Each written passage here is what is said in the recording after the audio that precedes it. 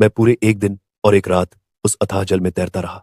थकन ने मेरी सारी शक्ति हर ली और मैं तैरने के लिए हाथ पांव चलाने के योग्य भी न रहा। मैं डूबने ही वाला था कि एक बड़ी समुद्री लहर ने मुझे उछालकर किनारे पर फेंक दिया।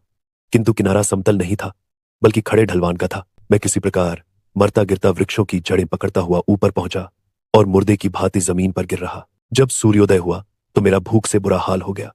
पैरों से चलने की शक्ति नहीं थी, इसलिए घुटनों के बल घिसटता हुआ चला। सौभाग्य से कुछ ही दूर पर मुझे मीठे पानी का एक सोता मिला, जिसका पानी पीकर मुझ में जान आई। मैंने तलाश करके कुछ मीठे फल और खाने लायक पत्तियां भी पाली और उनसे पेट भर लिया। फिर मैं द्वीप में इधर उधर घूमने लगा।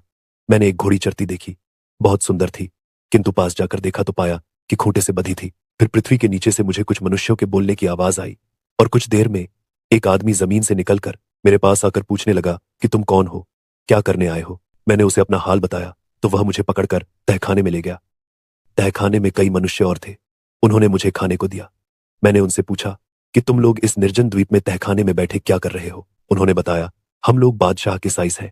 इस द्वीप के स्वामी बादशाह वर्ष भर में एक बार यहाँ अपनी अच्छी घोड़ियां भेजते हैं ताकि उन्हें दरियाई घोड़ों से गाभिन कराया जाए। इस तरह जो बछड़े पैदा होते हैं वे राजघराने के लोगों की सवारी के काम आते हैं।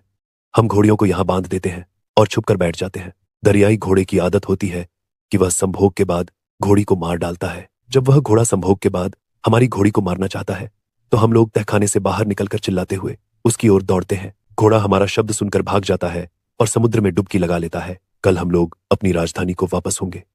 मैंने उनसे कहा कि मैं भी तुम लोगों के साथ चलूंगा, क्योंकि इस द्वीप से तो किसी तरह खुद अपने देश को जा नहीं सकता। हम लोग बातचीत कर ही रहे थे कि दरियाई घोड़ा समुद्र से निकला और घोड़ी से संभोग करके वह उसे मार ही डालना चाहता था कि साइस लोग चिल्लाते हुए दौड़े और घोड़ा भागकर समुद्र में जा छुपा। दूसरे दिन वे सारी घोड़ियों को इकट्ठा करके राजधानी में आए। मैं भी उनके साथ चला गया। उन्होंने मुझे अपने बादशाह के सामने पेश किया। उसके पूछने पर मैंने अपना सारा हाल कहा। उसे मुझ पर बड़ी दया आई। उसने अपने सेवकों को आज्ञा दी कि इस आदमी को आराम से रखो। अतएव मैं सुख सुविधा पूर्वक रहने लगा।